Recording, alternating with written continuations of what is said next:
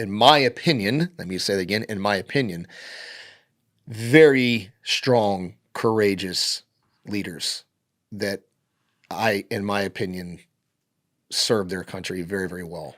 What do you think made Golda Meir so good? I can tell you right now, dude. She was the one that greenlit the mission after the Munich massacre. Yep. And went to them and said, kill every one of those motherfuckers. Yep. There it is. Yep. People can't see it off camera. Do you know how big of balls you have to have, man or woman, doesn't matter, to green light a mission like that when the whole world is watching? Dude, you got my respect. You got my respect. Yeah. And Margaret Thatcher was the prime minister when the Iranian embassy got taken over in, I don't know what the date was, 72, I can't remember, and greenlit the SAS to go in and take down the Iranian embassy at Princess Gate on TV. They had, like, she was a tough the BBC bitch, was there, like video. I mean, you can see videos of this fucking shit going down. Like, dude, these were exemplary leaders, women, but I hold them in very, very high esteem. I didn't even mention 2 men. I mentioned 2 women. Yeah, it's kind of funny, right? But dude, she was tough, man. Bro, these are the kind of leaders that you need in our world today. You know what you just watch, and you need a wartime consigliere. Like, you can't be like, right? That's what you need now. You're Italian. Come on now. I know. Consigliere. There you go. But anyway, I that movie. If for those of you who are listening, if you've never watched Munich, I think you need to watch it. And they have to say fictionalized story. Ain't nothing fictional about it, bro. That's very real. They basically, Golda Meir basically greenlit their people to find these people wherever they were, whatever country they're in, and it wasn't a capture mission. Yeah. They were targeted assassinations. Like, I do not want to create excuses for war crimes or anything that could happen that is beyond the pale. And as I said, I got a serious problem with some of the actions Israel's taking right now. If we're going to understand both sides, like the Palestinian side, we can absolutely understand because, you know, they basically lack the ability to have a central government and have their own country. And I get it. I don't even know what to say to that. On the Israeli side, they have often been left alone.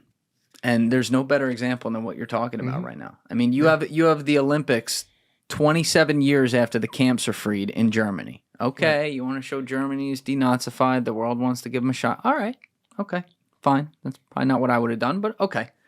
And then all these Israeli athletes get taken hostage, 2 of them killed right away during the games. The games don't stop. Correct. The German police says, German government says, no, we got this. They have the Israelis there ready to help. At this point, Israel is known as having great special forces people, great intelligence, whatever. Right. No, you guys lay off. Right. Everyone gets killed. That's right. And the games go on, as I said. Yeah.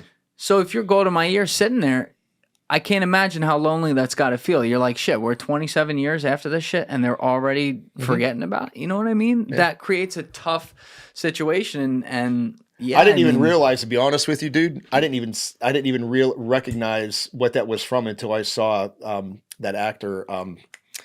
I can't remember what his name is. Eric Bana. Yeah. He's a really freaking good actor. But yeah, I'm gonna take a video here so we can loop this in while we're talking because people can't see this. It's off camera, but I have the 2 images of. You can see it now on YouTube probably, but I have the 2 images at the end where they're standing in front of the skyline in Manhattan. Yep. Very cool stuff. Yeah. And I remember this scene. He was basically talking to him, and he's kind of like a quote unquote a case officer for the Mossad, and just trying to talk to him about, you know, what was going on. And like, he played a really great role. Yeah. By far, that was his best role he ever played. And that would be very difficult.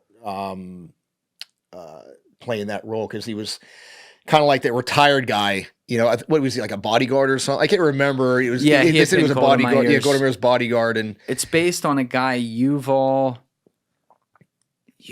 What's his last name? Can we look that up, Alessi? Who Munich is based on? He lives in Arizona now. Used to live in New York. Yeah. Amazing movie. I tell everybody to watch it. I said this is. And I've literally said, this is how you handle business. Mm-hmm. You know what? You're going to act like this. We're going to let the dogs of war out on your ass. And, heaven forbid, they find you. It says Yuval Aviv. Yuval Aviv, that's it. Yep. Yeah, that's the guy. He was, and there, there's all kinds of claims like made because they have to deny this stuff. I get it. So there's like, oh, he's a liar, all this stuff. But go look up the murders that happened in that movie. That's exactly how they happened. Yeah, dude. It was exactly. But again, I have when like Netanyahu. I mean, look, dude, he's sitting in a hot seat right now. Like, he had to make a decision on behalf of his country, and right, wrong, whatever. It's quite frankly none of our damn business. The way I look at it, I mean, it is, but it isn't. I mean, he has to do what's right for his people. And what he feels what's right for his people. Not what's right for us. Let's just say this right now. Not what's right for our freaking country. What's right for his country. Yes. Period. Part of the issue there is the people in this latest government that he has surrounded himself with, though, because he has surrounded himself, unfortunately, with a lot of scumbags, a lot of people. I mean, you see some of the quotes these guys say. There's no, I'm the last guy to be histrionic about things and take things out of concept, but some of the things that these guys say publicly, I'm talking about some of the people in his cabinet, are genocidal. I mean, you heard the guy talking about the nukes and whatever so casually, like, yeah, that's on the table, get them out, or at least there's ethnic cleansing language happening there. And to me, it goes to show you, just like we were talking about something else earlier, it's about who you surround yourself with, and he is miscalculated on that. But to your point, if a terrorist attack happens on your soil, you're going to take action. Yeah. And yes, people are going to die, and it's ugly. It's horrible. I agree. It's just a matter of, and it's a hard question. What is that proportionate response? And I do think we've passed that. So, as we're talking right now, there have at least been some small days of mostly, not all the way, but mostly ceasefire to exchange some of these hostages. Right. That's positive. But you're also dealing with all these tunnels and stuff too. Right. I mean, how much do you know about that? Like the Hamas tunnels? Not a whole lot. I've seen photos of them. They're quite extensive. Probably more extensive than what the media is putting on. And what's really funny, what's not funny, what's very ironic is that certain special operations units in the very recent past have been tasked with fighting in that environment. Kind of funny. Like down in the tunnels. Fighting in subterranean, structures. How do you even do that? Because one person can fit through a hallway. Aren't you just like caught right away? Dude, it's not an environment I would want to fight in. You're in a tubular environment that you may or may not have a way to hide, or it just depends on the way these things are designed. But it's extremely restricting, and casualties in something like that are going to be very, very high. I don't care what unit you're in. You get in a tick in a tunnel like that, you're going to take serious casualties. So, I mean, I think leadership in our country saw stuff like this coming. Look, it's not just in Israel. There are other countries, I'm not going to mention them, that have very complex tunnel systems that are used. I mean, it shouldn't be a surprise to anybody. And quite frankly, you're talking countries that aren't run by terrorists or something, like more normal countries. Yeah, sure. And quite frankly, that is a skill set that I know for a fact is something that's important to modern day, quote unquote, urban warfare. And it was years ago. I mean, if you think that tunnels and sewer systems and things like that haven't been used in the past in other countries to move people surreptitiously from one place to another covertly without, being you kidding me? El Chapo, baby. I mean, seriously. Yeah. I mean, think about it. I'm not going to get into details about it, but you better believe it. That's a very, very covert, surreptitious way to move small elements and small teams through urban environments completely unobserved. Alessi, can you Google how deep underground the Hamas tunnels are? Because that's always something I think about. Like when they were doing the Second Avenue subway, which maybe I'm never over there anymore. Maybe they're still doing that over in New York, meaning they're building however many feet that is. I'm gonna guess it's maybe 20 feet below ground or something like that. Right. You knew it was happening. Right. You could tell. Now, I'm not just talking like the construction tape you'd see in certain places. Right. You could hear some of the shit. Right. So it always blows my mind that this stuff can be built. We're talking miles underground or something like that, and no one notices. And keep this in mind too. And again, I don't want to get into details. Some of these tunnels have been there for many, many years. They're not new tunnels. How deep? 60 to 80. 60 to 80 feet. That's wow. Yeah. Just think about, and again, not mentioning places, but think about some ancient cultures and ancient cities. There's tons of tunnels under. I mean, think about Italy. Mm-hmm. Oh, the Vatican, baby. I mean, come on now. Like, if you don't think there's tunnels all over the freaking place there, you're. So, again, not getting into a whole lot of detail about that. There's a ways to use that to your advantage if that's the environment you're working in. But that's not a place I'd want to fight. No. And you see Joe Teti just going, go, right down to the fucking tunnel. This is where tactical patience would come in, man. Like you would have, look, dude, when you're doing like something that specific, you're going to have very unique SOPs and TTPs that's going to drive how you're going to fight in that environment. Like what's TTP again? Tactics, techniques, and procedures. I was thinking trust the process. I know trust on it. That too. That's our TTP. You better trust the process, man. You know. But yeah. So like, it's a whole nother, challenge. Yeah, that was one thing. The Vatican keeps coming up on a lot of podcasts now. I never did, but I've been talking about how when I lived in Rome, I lived like right by the Vatican, and I couldn't, at the time, I didn't like appreciate. I mean, I knew it was very historical. I was like, oh, wow, cool, the Vatican. But I didn't think about, you saw it all the time. Like if I went there, I'm like, oh, like, right, wow, yeah. Right. But like even the underworld of it maybe and what's down below there. I never really thought about that stuff at the time. But now, I'm really thinking about it all the time. And if you're familiar at all with the subway system, the metro system in Rome, Rome's a big city. Right. The metro system, I always joked, I wish it was like that here because it's so easy. It's an X. It's like that. It's basically got, unless it's changed since I've been there, it's basically got one line running top down diagonal one way and the other one running right across it that way. So you learn the subway system in 2 seconds. But thinking about it now, I'll have to go look at maybe we can pull up the map of the Rome metro system, Alessi. But I'd love to know if part of that is built in such a way, and it's built so simply because there are so many intricate underground tunnels that they can't be running into, which is like, whoa, baby. I started going all the way to like the rat lines of World War II. I don't know how. Let me see. Yeah. Oh, yeah. Yeah, see that? Interesting. Didn't know that. Now, Alessi, if you look at the pictures right there, see the third one from the right? Yeah, click that one. This is basically what it is. See that? So there's like another little one running in the middle, but maybe that one's new, but it's basically like an X. Yeah. It doesn't, you know how New York is. Oh, yeah, it's all over. Same with Washington. Same, yeah. It's all over the freaking place. Yeah.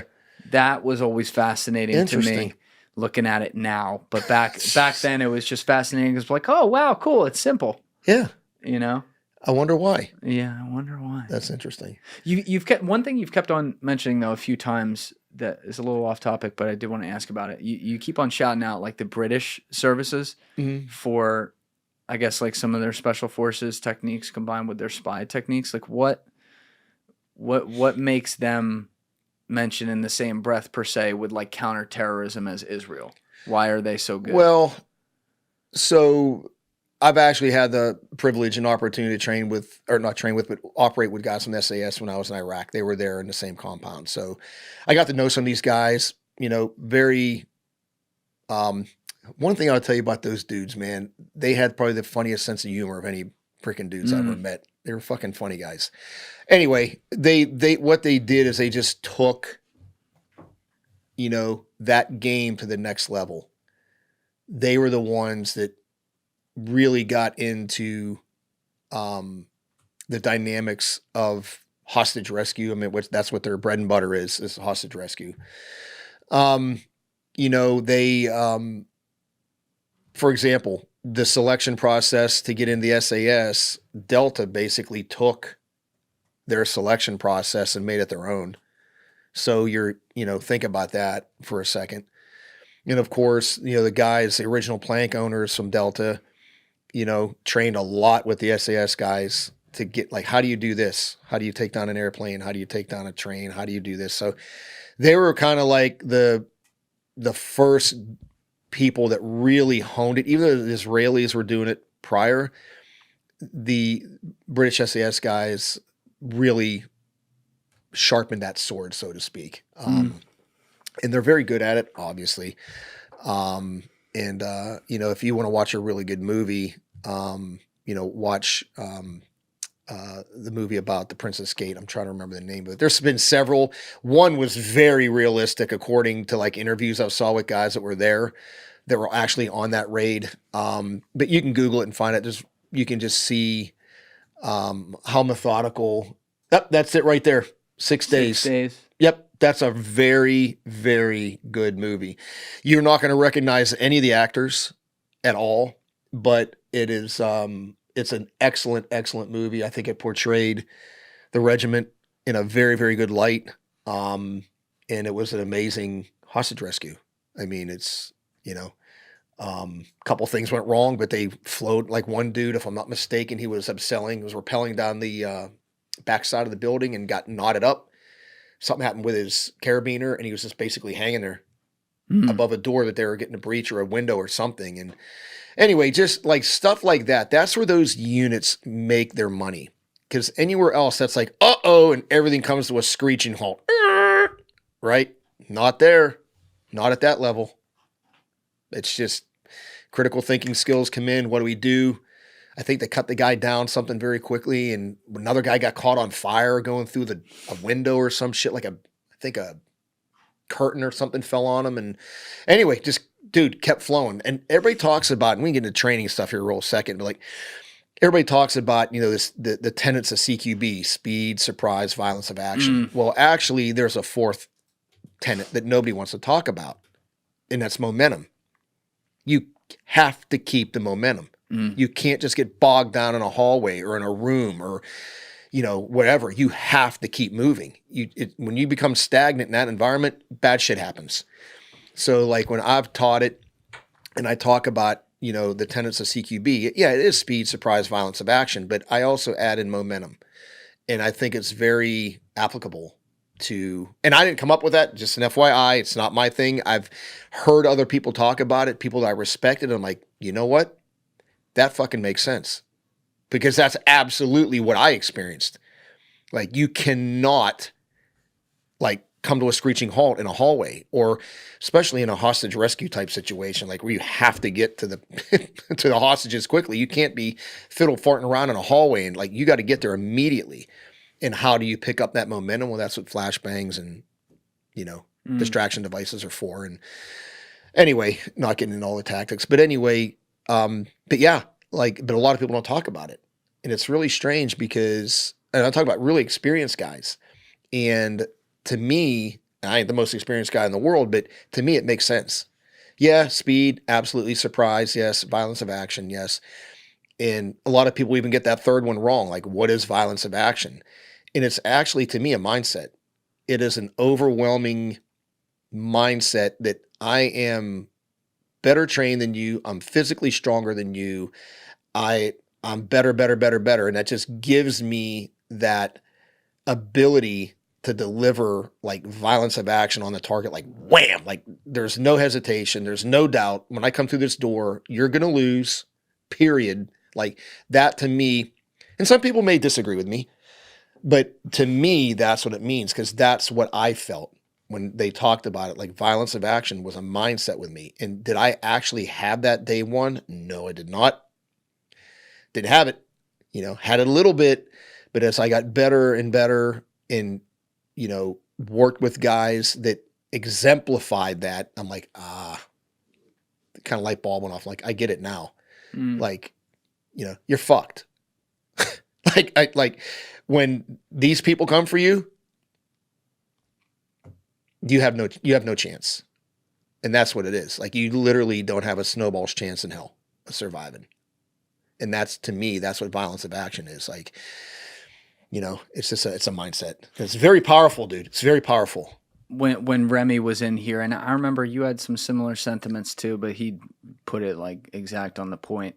He was talking about how at the highest levels, like in the Navy SEALs, if they've been able to identify like one core gene that makes someone, oh, this person's going to be in and they're going to make it and they're going to be the guy they want. He said, no, they haven't. No. There's some intangibles that can only be seen once they're put That's right. in the spotlight for something. Right. Not necessarily on the battlefield yet, but some of the stuff like what you laid out last time, some of the stuff you even get put through. There's a thing, you can't say what it is, but it's not tangible. And dude, let me tell you, you can't just look at somebody and right. go, that guy's a stud. Right. Let me tell you, those guys are usually the first ones that quit. Yep.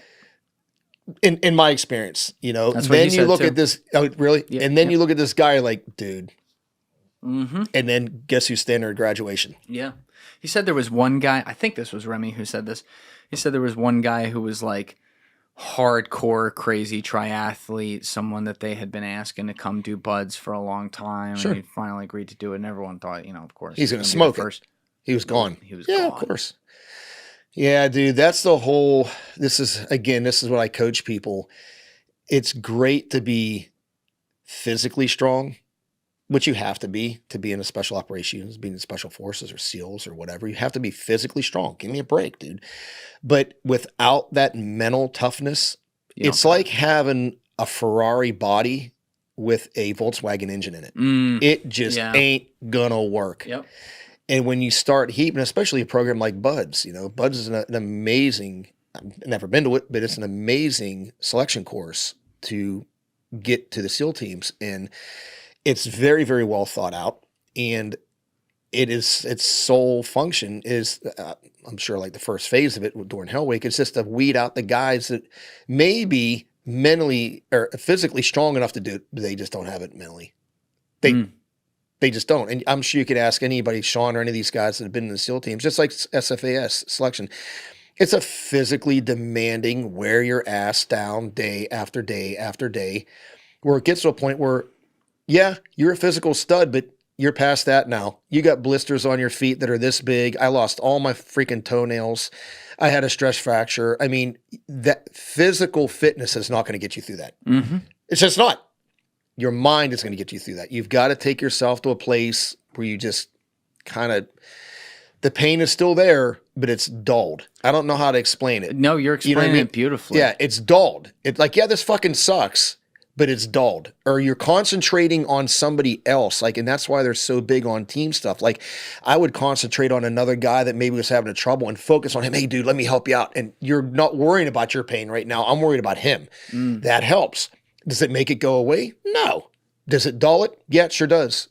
Yeah, it sure does. To a manageable point where you're like, I can deal with this for another day. And then you get to the next day. I can make it to dinner. You know what I mean? That's how you make it. That's how you make it through courses like that. So you're gamifying it in a way. Kind of, but you're not looking at like graduation. Like I looked at SFAS, like the guys like, dude, just make it to dinner every night. Just say, I'm going to show up to dinner. I'm showing up to dinner every night. That's it. Okay.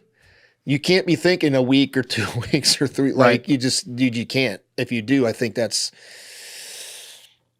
dangerous. I think you're biting off more than you can chew, but just, I'm going to make it to dinner. You make the dinner like, oh, cool. I made it. I can make it one more day. One more day. And that's how you get through courses. And dude, I'll be the first one to tell you, I was not prepared for SFAS. I showed up with brand new boots. As a matter of fact, I remember when I dumped my shit out, the one instructor was like, don't even unpack. He looked at me and said, don't even unpack. Yeah. And so I suffered, a lot of guys, there's guys that, there are guys that make it through selection courses like SFAS and Ranger School and Buds that come out the other side kind of like, yeah, that sucked, but they just were prepared mentally, physically, emotionally. And I'm sure you could ask guys besides myself. They're like, yeah, there were a few guys like that just, meh. You know, I wasn't one of them. You know, I suffered. I wasn't prepared. I didn't take the time to break my boots in. I didn't do enough ruck marching. You know what, though? In getting to know you over the past year, you're one of these guys that there's something in you that, and we see this in a lot of guys who do high-level military stuff. It's not just that you crave the action, you also crave the challenge needing to get even bigger as you go. Like you crave the difficulty of things. It's almost like that's that conquering gene that we all are born with because we're animals, right? There's something deep inside of us that makes us need to feel like we got to the top of something. And you're always chasing that through. For a long time, it was adventure vis-a-vis serving your country, but it's never really stopped. I mean, you do it now with your teaching in a lot of ways, constantly trying to push the boundaries depending on who the clientele is of what you can do. But, you know, this was, we haven't talked about it yet on camera. We should probably do it now. Like, this is what dual survival was too. I mean, obviously this is a reality show on Discovery, but we've already put up at least one of the pictures. Like, you really went to these places. You really got dropped into the worst spots. You really, yes, you had camera crews following you around, but 1 minute you're in the middle of a barren, dry desert that's 127 degrees. The next minute you're on an ice cap in fucking Nova Scotia or something and with nothing else around, and you have to survive. And to me, sitting at home, that shit seems crazy to me, right? Like I enjoy my air conditioning and, you know, so do I. A little bit of heat once in a while. But I can't take my eyes off it. It's very cool to watch. Like before you did that show, obviously you did crazy service where you did have to get dropped into the most dangerous places and live off the land sometimes and stuff like that. But did you have an interest in that kind of thing previously that even predated your military days? To be on TV? No. To do things that, you know, to be like a survivalist, to be someone who has to go into wild places and do wild shit. No. Wasn't. Really? No. I liked to hunt and fish when I was a kid. I used to, you know, I was a big bow hunter growing up, and I loved being out in the woods. Don't get me wrong. Like, that was my sanctuary because I wasn't an athlete. I was a train wreck growing up as a kid. You know, I never played sports, and I was that guy. Like, if they had a pickup baseball game, like, oh, you get Teti. Like, I was that kid. But I was always very comfortable in the woods, especially at night, which was weird. Like, I felt I should be there. Like, I felt very safe and very comfortable, where I think other kids would be like, this is kind of creepy. But to be honest with you, man, I've always had a very big chip on my shoulder. That makes sense. Growing up, you know, just never had the confidence as an athlete. I never had the confidence as a you know, getting good grades because I didn't. You know, shitty family life. You know, parents divorced. Just, you know, and again, I'm not saying this. Just, I'm pity. I wouldn't want any other way. It's just the cards that I was dealt, and I think that chip on my shoulder came at a very, very early age. Probably like when my parents divorced when I was 7. And it just stuck with me. And so, like, losing to me is extremely distasteful. I don't like the feeling of losing, especially when I have people telling me, you're going to lose. Like my family did. You're not going to make it through Marine Corps boot camp. Like, straight up. I had cousins and uncles saying, like, you're going to embarrass the entire family. Don't do this. That fucking pissed me off. It pisses me off right now just talking about it. And I've done it. And it still pisses me off. You know what I mean? Like, it's a weird thing. And I'll tell you one other thing that was said to me that I didn't bring up on the last podcast, but I remember when I was going through the little psychological piece of when I was in Grand Branch and talking to a psychologist, they're looking for what was referred to as a predatory gene. So I was like, you know, what the fuck is that? And the only way I could explain it to you is it's not the thrill of the kill, it's the chase. Do you know what I mean? Yes. It's not the last. I want to like a lion. I want to chase your ass down. That's the thrill of it. The last, that's over and done with like that. That gets me excited. That makes the hair on the back of my neck stand up. I like that feeling. I know it sounds kind of odd. No, it sounds exactly but right. it's a predatory type gene that they're looking for, or mentality, whatever you want to call it, because understand that's what it takes to get to the last, to put yourself in the position to flex cuff somebody and say, you're coming with me, or pep, pep, pep, pep. Done. Yeah, it's one or the other, but you have to get to that point, and you have to like the thrill of the chase to get there. I hope that makes sense to people who are listening. 100%. Yeah, and if it don't, I may be explaining it incorrectly. No, it's good. But I think that's another thing. I've always had that weird thrill of just pursuing something and trying to get good at it and failing, obviously, many, many times growing up. You know, I just was not, I wasn't that guy. Like, dude, I was not the poster boy. Let me tell you, I was not, and I am not the poster boy for special operations. I was very lucky that I was with the right people at the right time to mentor me, to take me under their wing and make me a better version of myself that I would have never been on my own. Never.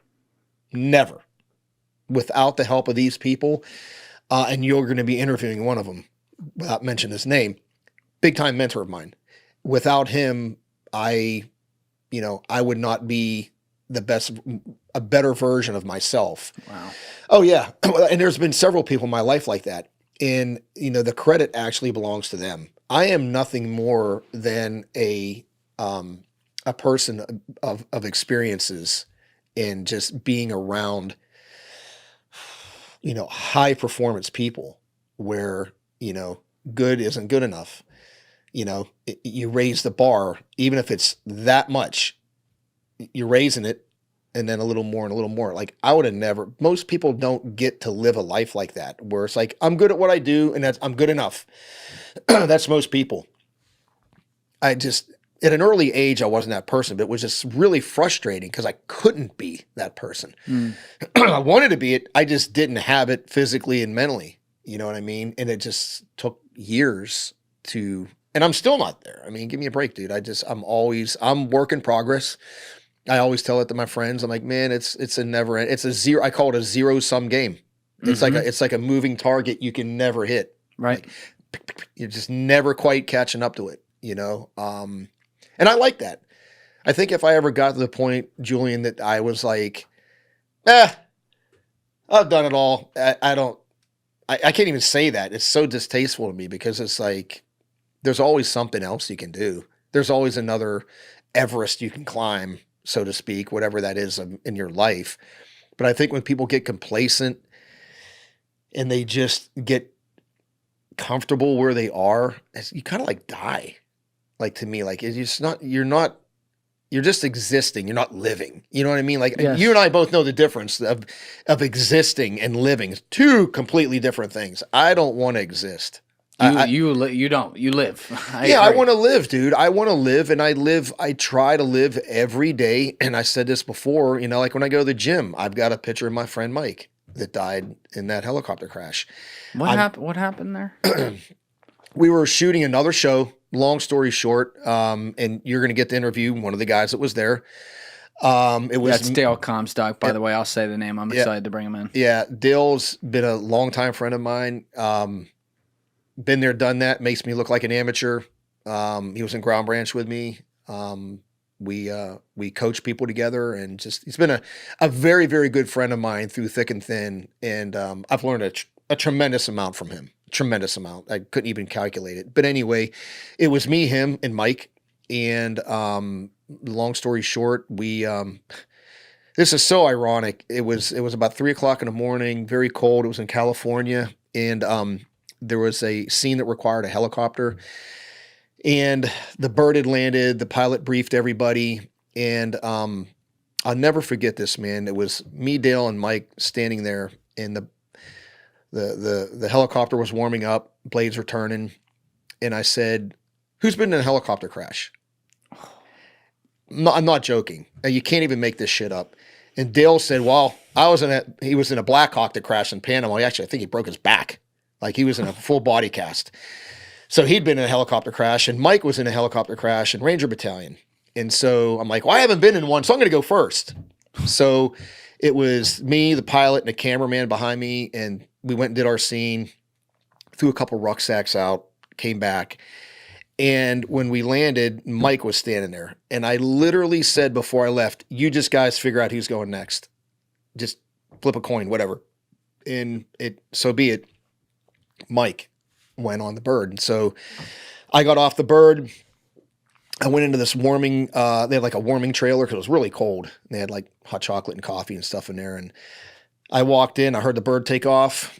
And about 5 minutes later, this young lady came in, hysterical, crying, that she said she heard on the radio that the helicopter just crashed. And I'm like, what? And she was like literally hysterical. And I'm like, give me a set of keys. We had a bunch of cars and I knew where they were going to film. It was like this dried out lake bed. So I got in a vehicle and I drove there. And it was literally, like a half a mile away. And so I drive down into it and I'm looking, I don't see anything. And I go up on the hill, I don't see anything. And I'm like, this is bullshit. So I drive back down, and as I'm driving across, I look out and I see a flashlight, like a couple hundred yards away. I'm like, oh, they must have just had a hard landing or whatever. Like it just hadn't clicked yet. So I get out of the car and I start walking. And as I'm walking, the first thing I notice, I start smelling gasoline, or JP4. I start smelling fuel. I'm like, they must have ruptured their fuel tank or something, whatever. And I keep walking, and then I'm getting closer, and I can start seeing pieces of fuselage of the helicopter. And as I get closer, then I can see the fuselage. All the props are tore off of it. It was in a face-down configuration and just a mess. And Dale was standing there, and there was another gentleman who was a former SEAL that was actually on the show as well. And I went, hey, Dale. It was very casual. I mean, you can ask him. I said, dude, give me a sit rep. And he just looked at me and he said, they're all dead. Killed them all. And, dude, even to this day, I have a hard time, like... You have survivor's guilt over that? Oh, fuck. What do you think? But yeah, and to this day, I really don't know what happened, but, Dale will tell you the story too. Like, I think he was up on the high ground. He said he saw the helicopter fly right over him, went down into this dry riverbed. And so anyway, yeah. And, I just remember saying to him, where's Mike's body? And he says, it's over there. It's about 30, 40 yards away from the plane crash, but the cameraman was right next to the fuselage. Very obvious he was dead. The pilot was still in his seat, strapped to his seat on his side about 20 yards away. And then Mike, his body was 30, 40 yards away. And it was crazy too. I remember as I was walking, I kept hearing a voice saying, medic, medic. And it was Dale. And, I didn't really understand at the time the gravity of what happened. You're not in a war zone. Nope. This is supposed to be just all fun. Yep. Wow, man. Yeah, it was horrific. It was horrific. The worst thing I ever saw. So I'm sorry to hear that. Yeah, That's terrible. and what happened to did they determine pilot error or something? To like this that? day, I don't really know what happened. I can just tell you when I was on the bird with the guy, I was sitting right next to the pilot. He wasn't flying with nods. He was flying with instruments. It was very, very dark. It was a very, very dark night, like zero loom. So I don't know, but I was told that this pilot, was a very experienced pilot. Obviously, they're going to vet people flying helicopters and making sure that they've been maintenance, blah, blah, blah, blah, blah. I mean, I didn't own the helicopter. I didn't own the rental company. But supposedly this guy was a very experienced pilot for filming those types of scenes at night. And what I think might have happened, and again, dude, I'm not a pilot, but I've talked to other people, is the bird was flying. It was cold out. Remember, I told you it was 30 degrees maybe. He was flying up here and then went over the lake bed, which is all cold air, and probably lost lift. Again, I'm spitballing right now, guys. I'm not a pilot. I don't know jack about jack when it comes to stuff, but I'm just being told from other people that do have that kind of experience. Because remember, cold air sinks, hot air rises, and so he might have went over that area because it was like a big dip, went down and just lost lift and just nosed in.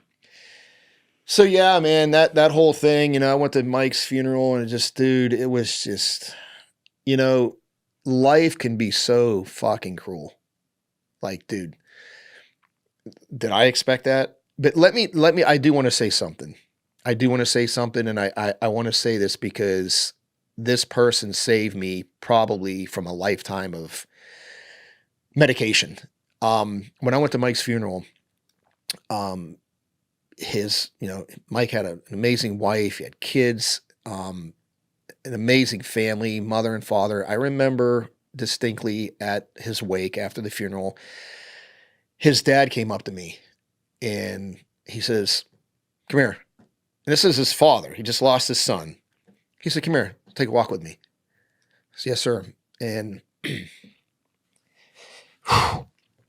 your time, man. It's to this day, it's so hard, man. It's really hard to see a dear friend of mine die like that. But anyway, his father just said to me, "You know, Joe, Mike wanted to do this with you. You didn't force him to do this. And I know what you're thinking right now." He goes, "You need to get that shit out of your mind right now." He goes, "This is not your fault." I mean, dude, who does that? Who does that? Can't even imagine being in his shoes. I don't even have kids. So that's what I'm saying. How do you have the courage and the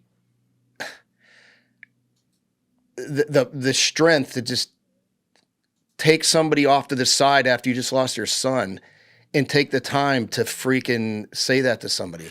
Because he's a good person, number one. Yeah. And number two, he also knows that's the case. Yeah. It gives him peace too. And he does. I think the last thing, and again, I have been fortunate in my life to not have to sit in a situation like that where someone extremely close to me died like that. But I think that when you are in that kind of pain, as that guy was, and you were too, obviously, you know, the last thing you want is the casualties of the war, that pain. You don't want other people to have to hang on to things that have nothing to do with them. Because I know that has to be playing with your mind all the time. That, oh, what if I had been second and he had been first? That's a human thing. Right. But you did nothing wrong. Yeah. You know, life, this is where, unfortunately, and none of us have a good answer for it, life just fucking blows sometimes, man. Oh, yeah. And sometimes great people don't make it. Yeah. And good people die. Yeah, good people die. It's the cruelest thing ever. Yeah. But I gotta be honest with you, dude. That was probably the kindest act in my entire life. It's very cool. They did that at that stage too. Because I'll tell you what, dude, I'd be fucked. I'd be mentally fucked right now because of the guilt. I mean, it's impossible to put into words, but just kind of replay what I just told you and imagine like the conversation we had. And anybody been in a helicopter accident? Like, you can't even make this shit up. Yeah. And 10 minutes later, I'm standing over his body because a helicopter crashed. But yeah, it was a testament to Mike's family and how Mike was. Do you know what I mean? Like, he was a guy that I try to exemplify. And when I work out, I told you his picture every day is in my gym bag, and it sits up right on my gym bag. So when I go get water, he's looking right at me. That's cool. And the reason I use him is, now I've weaponized it, is because every day he used to call me, you know, like 6 o'clock in the fucking morning. "Wake up, Skippy, time to go to the gym." Except Sundays when he went to church. Every day he called me. And I'd be just getting my lazy ass out of bed. And he's already at the gym. Do you see what I mean? So I took a very tragic, painful situation and weaponized it. It took me a while. Let me tell you, it took me a while. But it has served me well. And I work out now like I'm not going to make it home. And people ask me, well, who is that guy? Who's that guy? I said, well, it was a friend of mine. Well, why do you have his picture? And I tell him. And they're like, that's really, like, I had one kid, that's really morbid. I'm like, dude. No. 10 more years from now, when you experience a little life's shitty sides, maybe you'll come back and say, oh, I get it now. There's nothing wrong No, with there's that. not at all, dude. It's a tribute to him, and I use it to strengthen me because I do work out now like I'm not going to make it home. I can tell. Christ, that fucking vein's been aiming a goddamn 45 at me all day. But it's one of those things where I hope anybody listening, and I mean, look, dude, I'm not embarrassed to get emotional about this stuff. I'm a human being. It was painful, and it hurts right now just thinking about it because he was one of my closest friends, and he'd been to war, been to Ranger Battalion, SF, like he'd done it all to die. Like, dude, it's one of those things where I can be 99 freaking years old in my deathbed and still can't come to terms with it. But because his father took that 5 minutes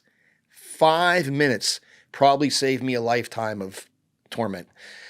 Again, it's still emotional for me, but I can't even imagine where I would be emotionally if he wouldn't have done that. Have you ever talked with his dad since then? Once. Yeah, I have. And dude, I'll be honest with you. I've seen their family once. It's just, dude, it is so painful. I've gone to his grave before alone. No one's even known I've done this because I obviously went to his funeral. And it's one of those things where it's very difficult to look in the face of people that you've done. I hadn't done it, but I feel responsible. I've caused them so much pain. It's hard to even look at them. Knowing it's not my fault. I don't know how to explain. But right, you didn't you know what that. I mean? But in my mind, like if I could rewind it, dude, I would have got on second. Like seriously, if Sure. God would have said, Joe, here's what's about to happen. Of course. This plane's going to crash. Either you or your butt. Send him first. Send me on, yeah. I would have, you know what I mean? Like, so like, it's very, very difficult to experience that. And I'll be honest with you, man, of course I've talked to people about this. Yeah. Did I talk to somebody, a professional about it? Yeah, I sure did. Good. Oh yeah. And for those of you listening right now, let me just give you a little word of advice. Don't be that person. And I'm strong enough. You know what? You're a human freaking being. Okay. You're not a robot. We're not artificial intelligence. We have emotions. Okay. When you experience something, whatever it is that is that emotionally wrecking and you can't handle it, I highly suggest you go talk to somebody. Yeah, maybe family members can help you with it. Maybe. It wasn't helping me. It just wasn't, and I talked to Dale about it, and you can ask Dale when you talk to him. It put the kibosh to him to think about it. They're literally to flip coins, like you go or me, he'd be dead. He'd be dead. It would have been his funeral. And I'm sure he'll tell you his version on it. And Dale's a tough son of a bitch, dude. Yeah, he is. Okay? He's physically and mentally one of the strongest men I know. And you ask him about that and see what he says. Because believe me, I've had many a conversation with him alone.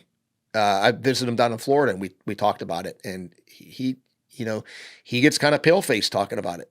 It's a very scary event that happened where literally the flip of a coin, you lived or died, Yeah. And so, I mean, anyway, think about the context of your whole career though, too.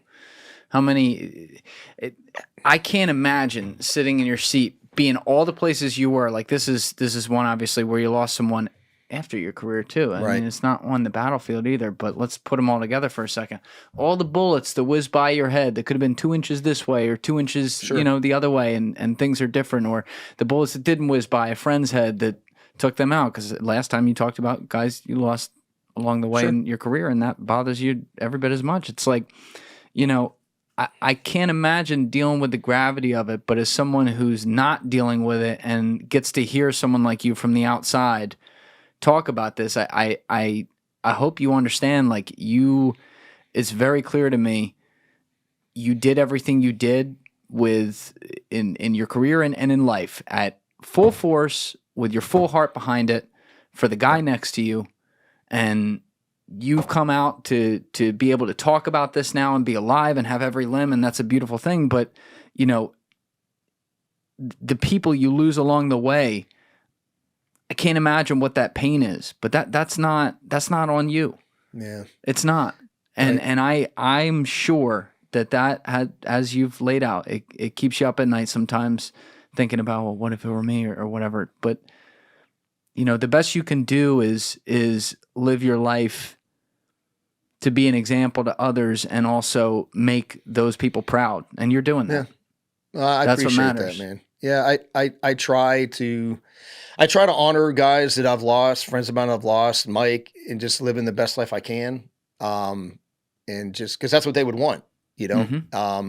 I've literally gone to the gym, no joke, with a kidney stone and puking in the garbage can. Dude, I'm not kidding. I believe you. Yeah. And like, I've been very, very lucky that demon that I had on my shoulder was removed by his father, because I'm here to tell you, bro, it was overpowering. Like, I can't even, it was like I was walking around in a cloud. Like, I couldn't focus on anything except guilt. Guilt. Like, he had 5 kids.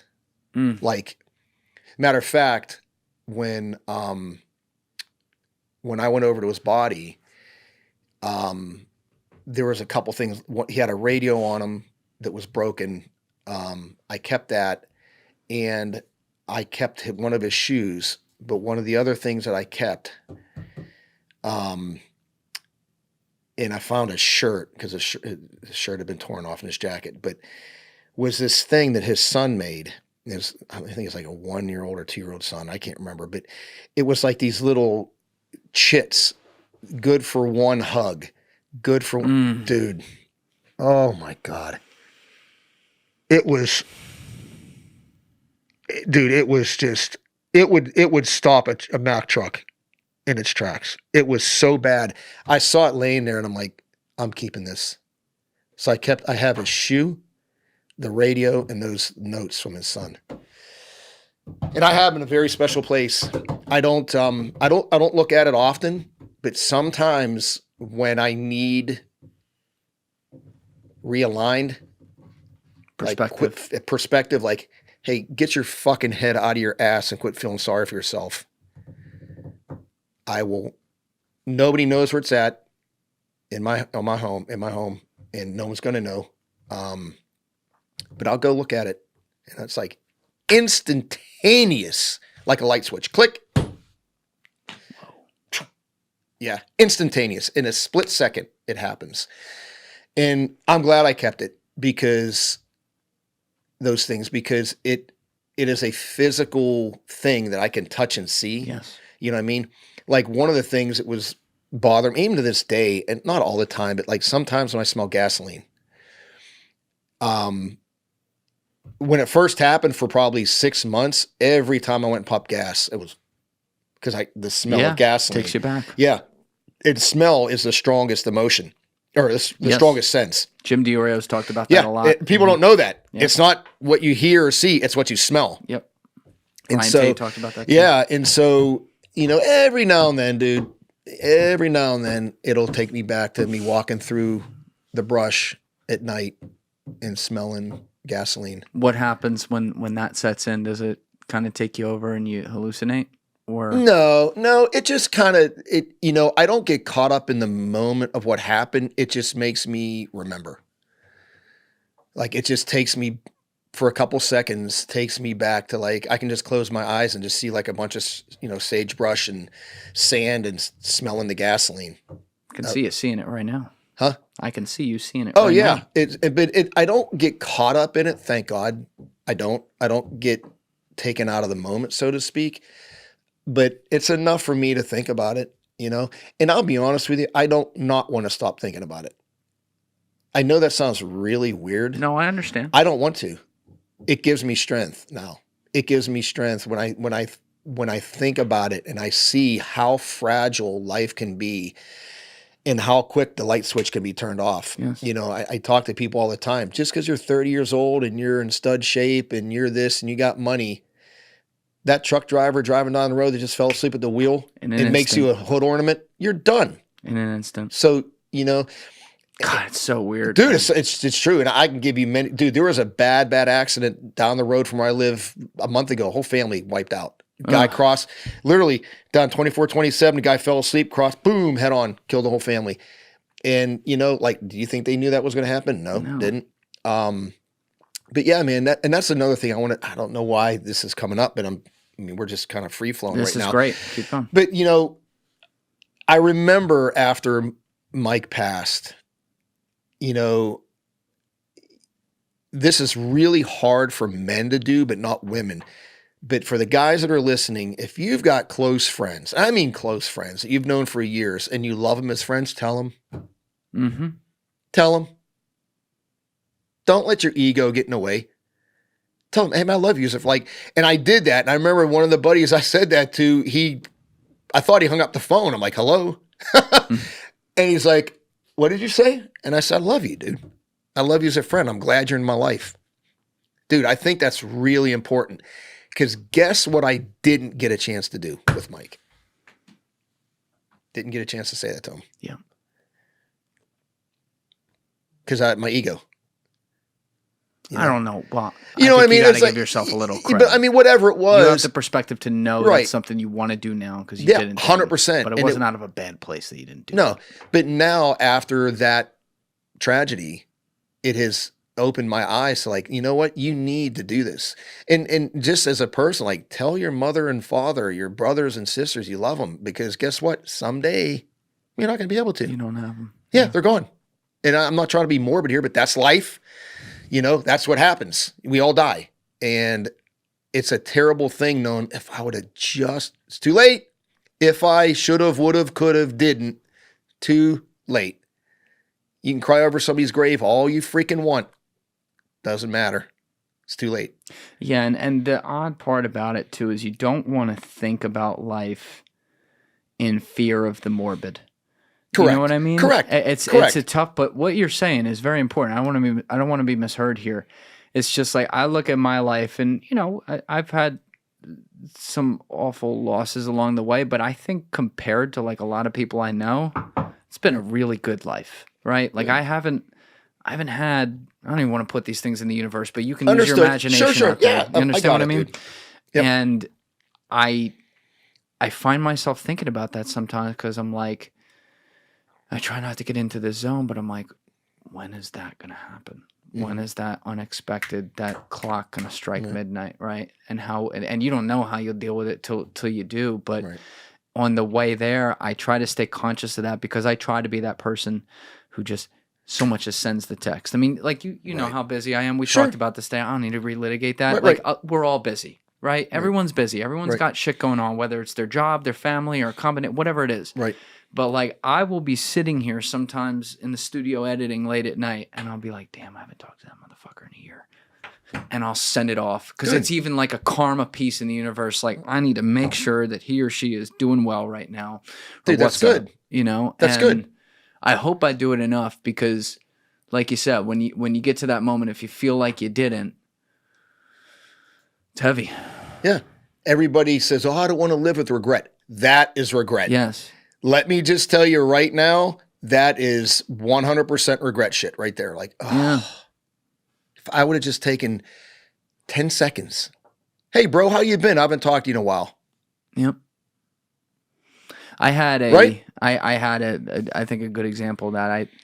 I lost my grandmother somewhat recently, and about 3-4 weeks before she died, I prioritized taking my grandma and grandpa out to dinner.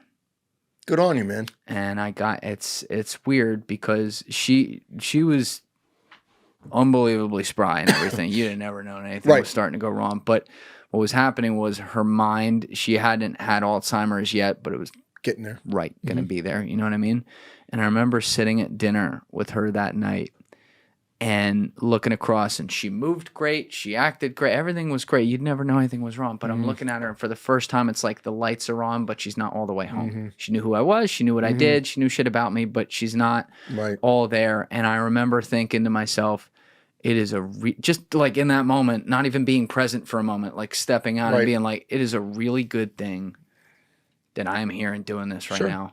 And goddamn, maybe this will be the last time. I remember thinking that. Wow. And it was unexpected when she died a month later, but think that was a coincidence? No, it wasn't. And that's why, like that's not a coincidence. I have such peace over that. Good. You know, I got to enjoy my grandmother for That's so many years of my life. Like, I'm so blessed.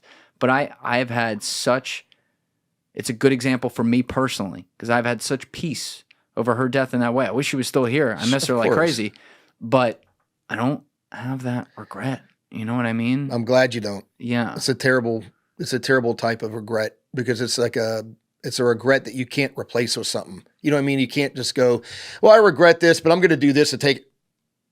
There is no trump card you can throw on the table. That's right. It's just, it is what it is. And there it is. And it's in a box, and it's there for the rest of your life. And so anyway, I just, man, I think everything we're talking about, I think this is very important. I mean, that people understand that. Just don't take people for granted, man. 100%. You know what? Don't take them for granted. And for those of you guys that are listening, try it. Try it out for size. You might like it. It feels good. I like my best friends that know I care about them. I do. Well, they do. You know what I mean? Guess what? This lives forever too. They know now. Yeah. I mean, I want them to already know did, that they're important to me, and that they make me happy, and I'm blessed to have them in my life. I think that's so important, man. It's just, we got enough bullshit and stress in our lives to put that out there. It just feels good. Yeah. You know what I mean? And feeling good, I think that's a healthy thing. 100%. Well, I appreciate you sharing all that too. That's a heavy thing, and like I said, I hope you do know you're carrying the memory of Mike well, and I think that's a beautiful thing. Thank you guys for checking out this clip. If you haven't already subscribed, please subscribe and hit the like button on this video. It is a huge help. And if you'd like to check out this clip's full podcast episode, that link is in the description below or right here. And finally, you can follow me on Instagram and X by using the links in my description below.